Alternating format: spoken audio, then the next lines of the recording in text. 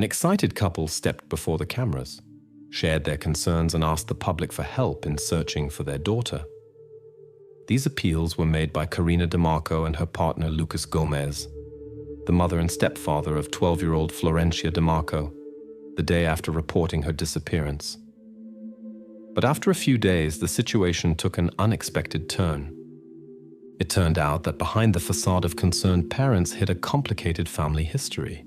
According to information that emerged, Florencia had long had difficulties in her relationship with her stepfather, and her mother, who should have provided care and protection for her daughter, was involved in this difficult situation. Florencia DeMarco was born on the 6th of January 2005 in Mendoza, one of the large cities of western Argentina. About her father, it is only known that he left the family before Florencia's birth. Florencia's mother, Karina DeMarco, grew up in a large family with 11 children. In her early youth, Karina faced a difficult situation. Her mother left the family for unknown reasons. As a result, Karina had to take responsibility for her younger siblings while her father worked a lot to support the family. Possibly this early responsibility contributed to Karina becoming a mother at 16. Despite lacking support from the child's father, Karina did not remain alone. Her older brothers and her father supported her comprehensively in this difficult situation. Karina tried to find work, but the lack of good education limited her possibilities. As a result, she was forced to work as a saleswoman and in other unqualified positions to support herself and her daughter. At the age of 20, when Florencia was 2 years old, a new man entered Karina's life. It was 21-year-old Lucas Gomez from the city of Palmyra who worked in the family business selling confectionery. Their relationship developed rapidly, and soon Karina learned of her second pregnancy. After this news, the young couple decided to live together in Karina's father's house. In the year 2008, their first child together was born, and 6 years later, in the year 2014, the second came into the world. With the birth of the youngest child, the family faced financial difficulties. Now they had to care for 3 children, together with Florencia. Additionally, they lived in Karina's father's house, which was originally designed for a large family. Over time, it became clear that the living space was no longer sufficient for comfortable living of all family members. The reasons for the family's move to San Luis remain unclear. One version suggests that this decision was connected with the lack of living space. Other sources point to disagreements between Karina and her father that arose due to alleged inappropriate treatment of Florencia in her early childhood. By September 2016, the family had settled in San Luis. They earned their livelihood by selling products that Lucas's father sent from Palmyra. Over time, the family seemed to adapt to the new place of residence. Florencia, however, who was 12 years old at this time, had difficulties adjusting. She often spoke about missing her maternal grandfather and her friends in Mendoza and repeatedly expressed the desire to return.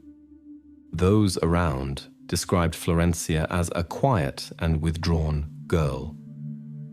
Although such behavior could have been interpreted as adjustment difficulties or expression of puberty, it later turned out that the actual situation was much more serious. Unfortunately, the opportunities for timely help for Florencia were already missed when the true state of affairs became known. This underscores the importance of paying attention to behavioral changes in children and adolescents. On the 22nd of March 2017, the city was alarmed by the news of Florencia's disappearance. Lucas, the girl's stepfather, approached law enforcement with a missing person report. According to Lucas' account, he brought Florencia to school that morning. According to his words, the girl got out of the car and inquired with one of the teachers about classes. After receiving confirmation, Florencia, as Lucas claimed, entered the school building, nodded goodbye to him, after which he drove to work. Lucas reported that when he came at noon to pick up Florencia, he noticed that all students were leaving the school, but Florencia was not among them, which worried him. According to his statements, he approached the principal for explanations. In his explanation, he stated that the principal, after checking the attendance register, informed him that Florencia had not attended classes that day. Lucas told the police that he had questioned Florencia's classmates, but no one had seen her, which prompted him to contact law enforcement. When asked about the girl's mother, he explained that Karina was in the maternity hospital after giving birth to their daughter the day before, and he had temporarily taken care of the children. He suspected that Florencia might have gone to Mendoza to her grandfather, whom she missed very much. However, this version was quickly not confirmed after a phone call with the grandfather. Extensive search operations began involving not only the police but also residents, classmates, and teachers of Florencia. Although Lucas actively participated in the search and showed strong concern, his status as the last person to see Florencia drew the investigators' attention. The authorities' priority remained searching for the girl. Search groups were organized that examined various parts of the city. On the same day, there was the first clue. A resident found a backpack that presumably belonged to Florencia on an open field near her house. In the backpack, a notebook with Karina's phone number was found. The woman who had found the backpack contacted Karina and then handed over the find to the authorities. When examining the backpack's contents, the investigators discovered, besides Florencia's usual school supplies, a dictionary with the marked words stick, noose, and take. This find attracted particular attention from the investigators.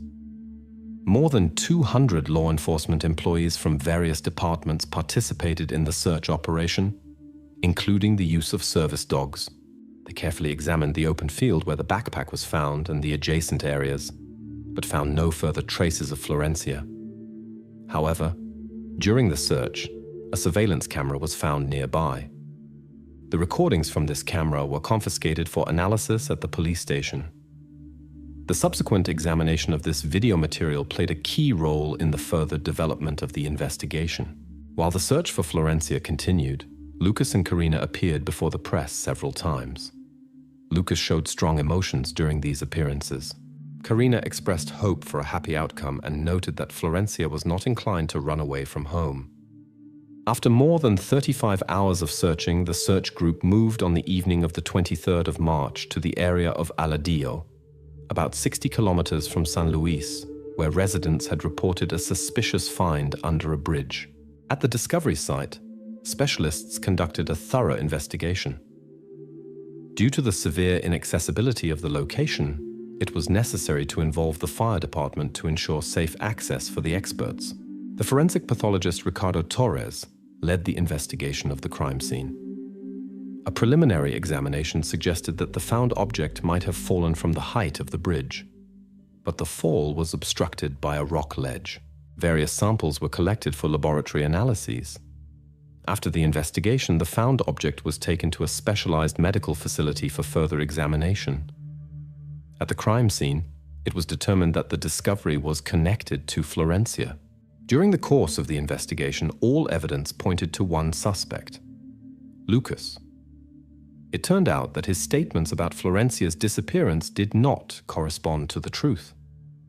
The school administration, teachers, parents, and classmates did not confirm Florencia's presence at school on that day. Surveillance cameras near the school recorded Lucas's car on the morning of the 22nd of March, but did not show Florencia getting out of the car. Additional footage from cameras on the toll road near the location where Florencia was found showed Lucas's car passing by. Two fishermen at the Saladillo Reservoir reported that they had seen a suspicious black car with sport tires and a person whose description matched Lucas, who was performing strange actions on the bridge. The witness, Santiago Alvarez, explained that they had decided to inform the police after seeing something unusual under the bridge. This evidence led to the arrest of Lucas as the main suspect.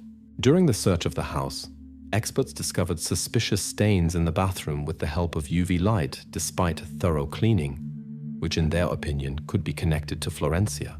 These findings seriously undermined the image of the caring stepfather that Lucas tried to convey in the media.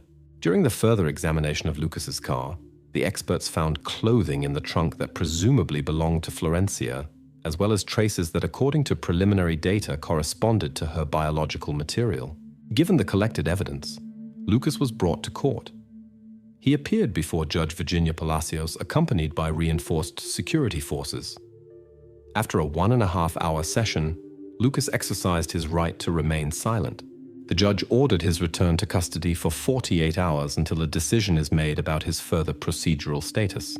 The results of the forensic examination not only confirmed the suspicions against Lucas, but also revealed the difficult situation in which Florencia found herself.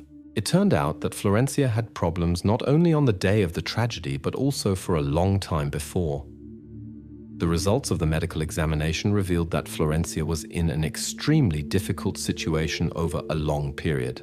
The experts discovered signs indicating that Florencia was inappropriately treated over an extended period, possibly months or even years. The experts determined that Florencia's physical condition did not correspond to her age. Traces were found on her body that indicated attempts at self-defense. The medical report confirmed that the cause of the tragic outcome was the interruption of air supply. Severe injuries were found on Florencia's neck. According to the specialists, Florencia experienced a difficult time shortly before her death. The investigation also revealed the approximate time of the incident, 30 to 32 hours before Florencia was found. It is suspected that this happened in the early morning of the 22nd of March, after Florencia's mother had gone to the maternity ward. Over time, the investigations brought to light ever new details of this tragic story. The analysis of Lucas's phone showed that he had repeatedly visited websites with inappropriate content in the 3 days from the 19th to the 22nd of March. Important information that was missing for a complete picture was provided by Florencia's 9-year-old stepbrother. He reported that the father drove him and the younger brother to school on the 22nd of March, while Florencia sat in the passenger seat. According to the boy, the sister did not speak and sat motionless with her head lowered. Lucas explained to the children that she was sleeping soundly due to fatigue. These statements corresponded with the results of the medical examination regarding the time of the tragedy. They also pointed to Lucas's extremely disturbing behavior, who apparently was not concerned about transporting his sons in immediate proximity to their sister, who was in a critical condition. On the 25th of March, after the decision of Judge Virginia Palacios, Florencia was transferred to Mendoza, her birthplace, to which she so much wanted to return. During the farewell ceremony, Karina gave an interview in which she shared disturbing information that she had received from her son about his father. In this difficult moment, Karina appeared before the media with a changed attitude toward her partner. Her words now sounded like an accusation. In new statements, she described Lucas as a man with serious problems. Karina reported cases of family conflicts and admitted that she was afraid of her husband. According to her words, the man with whom she lived and raised 3 common children showed extremely aggressive behavior.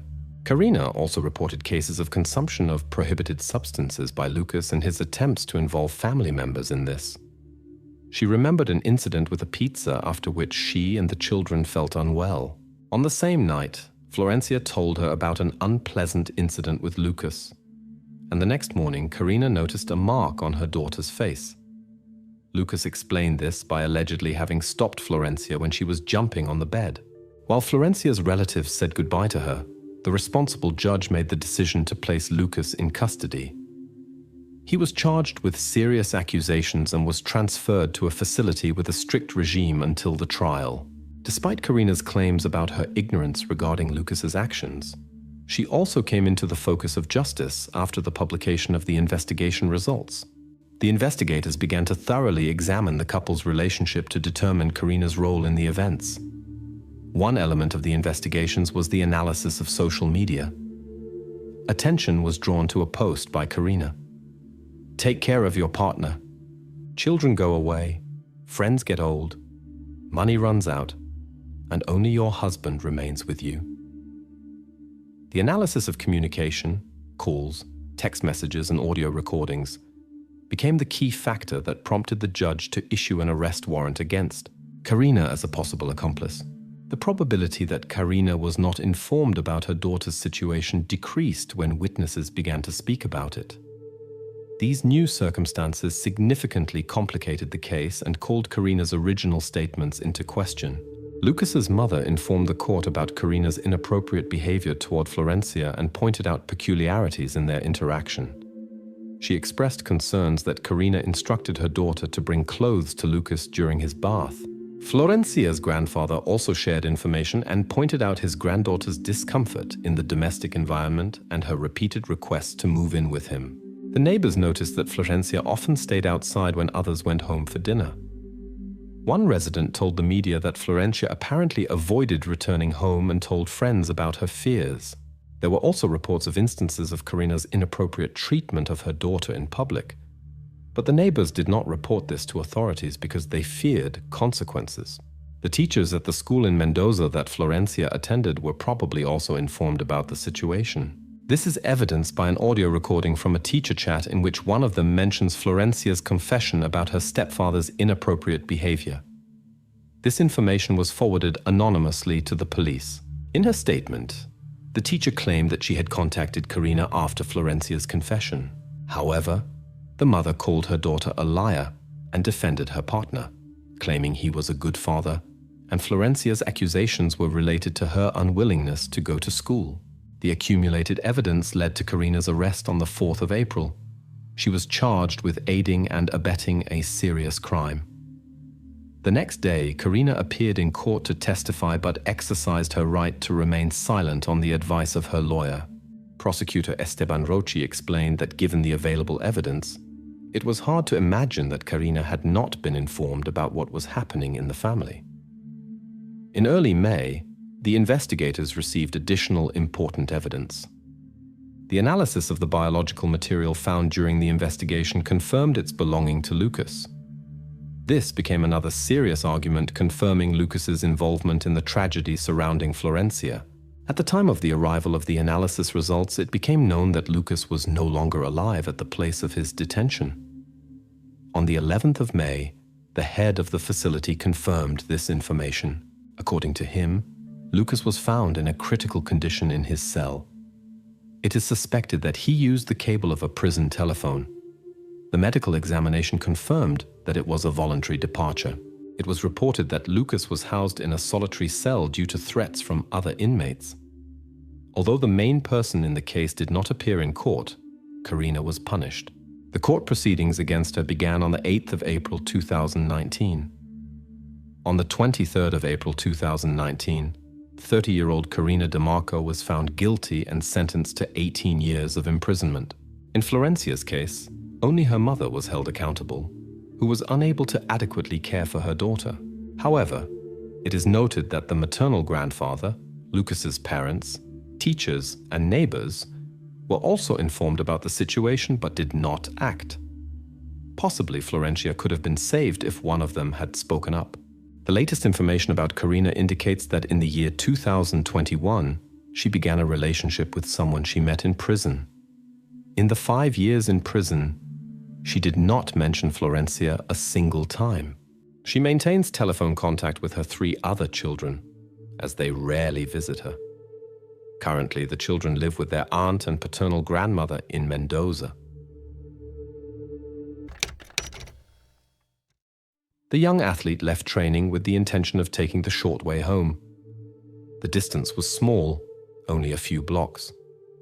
But fate had other plans. She would never cross the threshold of her parents' house again. This was the beginning of a series of events that would soon draw the attention of the entire country. As soon as it became clear that the young woman had disappeared, the law enforcement officers immediately initiated a search operation. No one could have suspected at the time that this case would become one of the most sensational in the history of modern Italy. With each day, the investigation gained momentum and drew more and more people and resources into its orbit. The public followed the news with bated breath and hoped for a speedy resolution to the situation. But reality proved to be far more unpredictable and shocking than anyone could have imagined. On the 21st of May, 1997, Yara Gambirasio was born in the picturesque Italian small town of Brembate di Sopra, not far from Milan. This cozy place, with just over 7,000 inhabitants, was known for its tranquil life, its historic architecture, and its natural beauties. Yara's family had been settled here for many generations. The young woman grew up surrounded by loving parents, an older sister and 2 younger brothers. Yara loved her hometown with all her heart. She attended the local school, where she had many friends, and devoted herself passionately to gymnastics. Only a few steps away from Yara's house was a large sports complex that she visited almost every week. On the 26th of November 2010, when Yara was 13 years old, she planned to go briefly to the sports hall to return a tape recorder to her trainer. Around 17:15, the young woman said goodbye to her family and promised to be back in about an hour. The parents let their daughter go alone without concern, despite her young age. Their small town was considered very safe, and the hall could be reached in a few minutes. That evening, however, the parents began to worry when their daughter did not return at the promised time. When the clock showed 19 and Yara was still not home, the unrest intensified. At 19:11, the mother tried to call the young woman, but the phone was unreachable. The worried parents immediately turned to the police. The report was forwarded to the office of a larger city that was 11 kilometers away. The experienced investigator Leticia Ruggeri was assigned to Yara's case. She immediately dispatched police officers to Brembate di Sopra to organize the search and requested support from the military police. After a conversation with the young woman's parents, the investigators went to the sports hall to reconstruct the sequence of events. Yara's trainer confirmed that the young woman had arrived around 17:30. Her friends also reported having seen Yara. They talked. The young woman trained a little, then said goodbye to everyone and set off on the way home. The police also found out that Yara had sent a message to a friend at 18:44. This was the last known contact with the young woman. The investigators therefore suspected that Yara had disappeared somewhere on the way between the sports complex and her home. The search groups divided up. Some combed the streets, others searched for witnesses and collected possible evidence, including recordings from surveillance cameras. Despite all efforts, the young woman could not be found, and concern grew with each hour. The evening of that day was disturbing. Leticia, the lead investigator, immediately requested the location data from Yara's missing phone. The results were confusing. At 18:49, the device had connected with a transmission tower in Mopello, a small neighboring town. This happened only 5 minutes after Yara had sent her last message to a friend. Given the distance, it became clear Yara could not have gotten there on foot. That meant someone must have taken her. Meanwhile, local and military police combed the streets, fields, and banks of the city river. Firefighters and volunteers joined the search, but Yara remained unfindable. The investigator brought in dog handlers with tracking dogs. The parents brought Yara's things and the police followed the trail. But instead of leading from the sports center to Yara's house, they led toward the aforementioned Mopello, thus confirming the phone data. Later, it turned out that several people had seen a young woman resembling Yara near the sports center. According to their statements, she was talking with 2 men at a red car. The police thoroughly searched the sports center, but Yara was not there. The investigators developed 2 main theories. The priority theory was that of an abduction. The second suspected that Yara might have left the house of her own accord. However, this theory raised doubts. In her last message, Yara had arranged a meeting with a friend for the next day. It seemed unlikely that she had suddenly decided to flee. Despite the doubts, the police questioned all of Yara's relatives. Nothing was found that would have indicated problems in the family. Yara's traces were lost, and the investigation reached a dead end. Investigator Leticia decided to expand the surveillance circle. She initiated monitoring of phone lines not only from family members, but also from dozens of people who were connected to Yara. Furthermore, she undertook a very bold step. She requested from the mobile service providers data about all phones that were in Mopello on the evening of Yara's disappearance. Assuming that something evil had happened, the perpetrator's device would have had to connect with the local radio towers, although it would be extremely difficult to identify it among the many others. The law enforcement agencies received information about 15,000 mobile devices that were in the city that evening. In addition to attempting to investigate every owner, the investigators formed a special group to wiretap hundreds of numbers that appeared suspicious for various reasons. In parallel, the active search operations for Yara continued on site, but day after day they remained fruitless. Letitia began to doubt the effectiveness of this approach, and her only hope remained with the phone numbers, one of which might belong to the person responsible for the disappearance. A few days before the start of wiretapping, the staff examined thousands of hours of phone conversations, but all had nothing to do with the incident. The situation did not change until the end of November, when one of the specialists suddenly caught an extremely suspicious phrase. A man expressed words in a phone conversation that seemed to be connected to the case. The identity of the speaker was quickly established. It was an immigrant from Morocco named Mohammed Fikri, who worked as a construction worker in exactly the city where Yara's phone signal had disappeared. The attempt to determine his current whereabouts encountered an unexpected obstacle. The team tasked with wiretapping was working with a backlog of several days on the recordings due to the enormous amount of data. When the police became interested in Fikri, he was already on a ship heading to Morocco. The Italian authorities decided to intercept the ship. The man was arrested and brought back to Italy. At the same time, the investigators discovered another disturbing piece of evidence. In the trunk of the car that Fikri worked with, they found a mattress with conspicuous red stains. It was immediately sent for examination, but the results were unexpected for the police.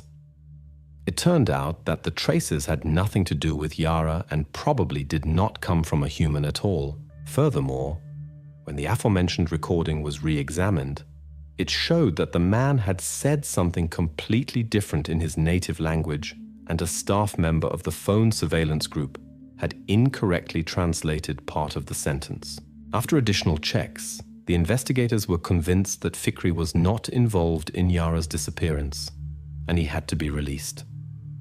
Yara's story captivated the attention of all of Italy. Leading media and television stations regularly reported on the progress of the search. Millions of people hopefully followed the news and believed in a happy outcome. When information about Fikri's arrest leaked to the press, many were convinced. The guilty party was found. The news of his innocence triggered a wave of confusion and disappointment. The investigation seemed to be back at the beginning. All traces were lost. The law enforcement agencies continued to analyze conversation recordings and search for evidence, but without result. The situation remained exactly the same for 3 months, until the 26th of February 2011. On this day, a resident of a small town that was 10 kilometers away from Yara's house went to a field to fly a remote-controlled airplane. Due to a technical malfunction, he had to land the model in an area with high, dense grass. As he approached to get the toy, the man noticed a pile of rags nearby. At first, he paid no attention to it, but when he recognized the shoes protruding from under the fabric, he decided to call the police. The arriving officers discovered something under the rags that shocked them. The condition of the find did not allow visual identification, but as soon as Letizia arrived at the field, she knew immediately. It was Yara. She was wearing the same clothes in which she had gone to the sports complex 3 months earlier. Nearby, they found her iPod, her house keys, the SIM card, and the removable battery of her phone. The device itself was not nearby. For the investigation, Italy's most renowned expert was consulted. She concluded that the cause of the incident was multiple injuries, presumably caused by sharp objects. No traces of inappropriate actions were found, but the absence of part of the clothing led investigators to believe that this might have been exactly the motive. At the crime scene, they found fiber particles characteristic of a special type of fabric. This led to the theory of a possible connection of the suspect to the manufacture of such materials. The examination of the evidence brought unexpected results. On the missing person's gloves and the battery of her phone, traces of foreign DNA were found. However, these discoveries led to new difficulties. First, the samples were too small for a complete analysis. Second, they did not match any profile in the databases. The investigation stalled again, but after 2 months, Letizia expected a surprise. The experts reported a new discovery. Biological material was found on the missing person's clothing. The analysis made it possible to create a complete DNA profile of an unknown man. With this information, Letizia divided the team into groups with different tasks. One group collected DNA samples from Yara's acquaintances and visitors to the sports club. The other examined data on mobile movements between Yara's city and Mapello to obtain samples from the owners of these devices. The scope of work was enormous. Although 3 laboratories throughout Italy worked on the analysis, the process threatened to drag on for years. In several months, thousands of samples were collected, but none matched the sought profile. When considering the next steps, Letizia came to an unexpected decision. Near the place where Yara had disappeared was a nightclub with a dubious reputation. The investigator knew that perpetrators often act in familiar surroundings.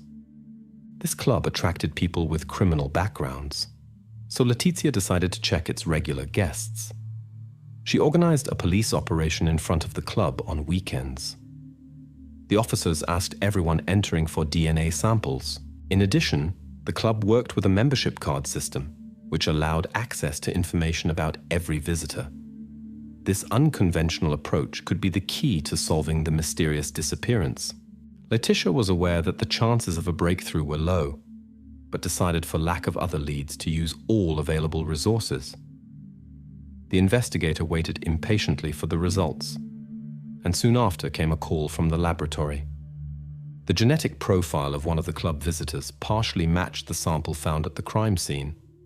This person turned out to be a certain Damien. However, an unexpected complication arose. The man was quickly removed from the list of suspects because he was abroad at the time of Yara's disappearance. Nevertheless, this was an important step forward for the investigator. The experts explained, the partial DNA match indicates that Damien must be related to the person connected to Yara's disappearance. Letizia and her team delved into investigating Damien's family tree, trying to determine the most likely candidates. Considering that genetic genealogy was not yet widespread in criminology, this approach to searching for suspects was innovative and complex. The first discovery was quite unexpected. It turned out that Damien's mother had worked as a housekeeper in Yara's family for 10 years, but had given up this position when Yara was still very small. When the woman learned of a relative's possible involvement in Yara's disappearance, she was deeply shocked. Despite this discovery, the investigation dragged on for many months. Letizia concluded that none of the woman's and her son's close relatives were connected to Yara's disappearance. This meant that hundreds, if not thousands, of distant relatives had to be investigated. When several months had passed since the beginning of this laborious work and no significant progress was made, the media began criticizing Letizia and her team, accusing them of unprofessionalism and lack of attention to the case. Later, several politicians joined the critics and tried to remove the investigator from the investigation, but their efforts were not successful. Despite the growing pressure, Letizia persistently continued her search for the elusive suspect. Together with her team, she delved into examining archival records and traced family trees back to the year 1716. Thousands of names passed before the investigators' eyes, but again and again they reached a dead end. Only in September 2011 did a glimmer of hope emerge. One branch of the family tree led to a certain Giuseppe, who unfortunately had already died. However, his widow had kept some stamps with saliva remains of her husband, which allowed experts to create a DNA profile. The analysis showed that Giuseppe was very likely the father or grandfather of the sought person whose traces were found on Yara's clothing. Giuseppe had 2 sons, and the investigators hurried to take DNA samples from them. But the result was sobering. Despite a close match, neither of them was the one they were looking for. Letizia was confused. The suspect was obviously closely related to this family, but all known men had already been checked. Only the assumption remained that Giuseppe might have an unknown son by another woman. The investigators focused on this theory, but it proved difficult to uncover such a delicate secret. They questioned thousands of people who had known Giuseppe during his lifetime, and after almost a year, they received a fascinating clue. It turned out that Giuseppe had annually visited a resort in a small town since the 60s and spent 2 weeks there every May, always without his wife and family. Letizia requested the archival records of the resort's visitors from those years. To her surprise, the records had been preserved, and the investigators delved into examining them. They compiled a list of all women who had stayed there at the same time as Giuseppe. This process dragged on for a whole year, but Letizia simply could not find a trace of Giuseppe's possible secret lover. During this time, journalists caught wind of the direction of the investigation, and the story about the suspected secret child went through the news. This awakened unprecedented interest among hundreds of thousands of Italians, which the press representatives promptly exploited. They began searching for children born from extramarital relationships themselves and discovered numerous such stories to their amazement. The investigation made no progress until 2014, when the investigators finally achieved a breakthrough. Despite numerous tips from the public about a possible girlfriend of Giuseppe, there was no progress. However, in summer, everything changed. Information came in about a possible connection of the man to a certain Esther Azzuffi. When checking the archives, the investigators were surprised to find that they had already taken a DNA sample from this woman 2 years earlier. At that time, the result had shown no relationship to the genetic material found at the crime scene. Nevertheless, Letizia insisted on a new analysis. Unexpectedly, it turned out that an error had occurred in the first examination. The expert had mixed up the samples and compared Esther's DNA with the wrong one. The new check brought a sensational result. Esther proved to be the mother of the one the law enforcement agencies were looking for. After this long-awaited confirmation, Letizia found out that Esther had twins, a boy and a girl. Officially, the woman's husband was considered the father, but the investigators suspected that Giuseppe could be the biological father. Given the circumstances of the case, they focused on Esther's son. At this time, he was 42 years old, worked in construction and lived in Marpello, the same place where Yara's phone signal broke off, with his wife and 3 children. Letizia developed a sophisticated plan to inconspicuously obtain a DNA sample from the man without arousing his suspicion. After finding out his daily route, she organized a checkpoint for drivers on the road. The unsuspecting man underwent the test, and his saliva was immediately sent for analysis. Almost 4 years after the incident, Letizia received the decisive evidence. This man's DNA completely matched the biological material found on Yara's clothing. This man turned out to be Massimo Bassetti. On the 16th of June, he was arrested. He denied any involvement in the incident and insisted on his innocence. As a result, the case was transferred to the court for further investigation. The investigation took an unexpected turn when the investigators discovered a series of clues that pointed to a possible involvement of Bassetti in the incident. The analysis of his online activities revealed disturbing search queries related to a specific age group. Notably, Bassetti's mobile device was in her city on the evening of Yara's disappearance, but was switched off from 17:45 until the next morning. A key finding was the recording from a surveillance camera near the sports center. It showed a car resembling Bassetti's vehicle without license plates passing by shortly before Yara's disappearance. The investigation revealed a match of fibers from his car's upholstery with samples found at the crime scene. A surprising statement came from a local resident. She reported that on that evening, when she left her house, she noticed a car passing by at high speed that resembled Bassetti's vehicle. According to her words, there was a child inside, and she heard disturbing sounds from the vehicle. Further data showed that Bassetti regularly visited a pizzeria on the street where Yara lived. This could indicate a previous reconnaissance of the area and possible long-term planning of his actions. When the investigators confronted Bassetti with the camera recording, he claimed he was merely driving home from work. However, a check revealed that he was not at his workplace that day. This was confirmed by his colleagues, surveillance camera recordings, and the location data of his phone. All these facts created a disturbing picture and prompted the investigators to examine Bassetti's role in this puzzling case more closely. Each new detail brought them closer to the solution, but also raised new questions that needed to be answered. The court proceedings began in mid-2015, 12 months after the suspect's imprisonment. This trial attracted the attention of an enormous number of Italians. Although many were convinced of Bassetti's involvement in the incident, the course of the hearings brought a series of unexpected turns. The prosecution presented the following version. Bassetti had presumably observed Yara over a certain period, possibly several weeks. He chose the moment when Yara left the sports complex alone and implemented his plan. Then he brought her to the field where she was later found. As for the motive, the prosecution believed that Bassetti planned inappropriate actions, but for unknown reasons did not carry out his plan to the end. The defendant's wife testified and claimed that her husband was at home at the time of Yara's disappearance and was having dinner with the family. However, these words contradicted a recording from the surveillance camera near the sports center. In addition, the investigators found 3 witnesses who had seen Bassetti's car at the time when, according to his wife, he should have been at home. The defense insisted on their client's innocence and presented several alternative versions and arguments. Bassetti himself explained that he frequently had physiological problems that could leave traces on clothing, tools, and other objects.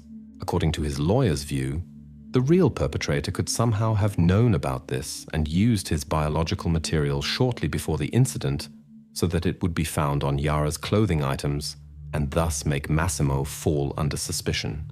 Then the defense tried to challenge the results of the DNA analysis and insisted that the experts had made an error. The lawyer explained that there are 2 types of DNA. The first type varies considerably from person to person and makes it possible to easily distinguish even close relatives, such as brothers. The second type, on the other hand, changes extremely slowly on the scale of a human lifetime. Essential differences in ancestry can form over centuries, which makes the identification of relatives based on this sample difficult.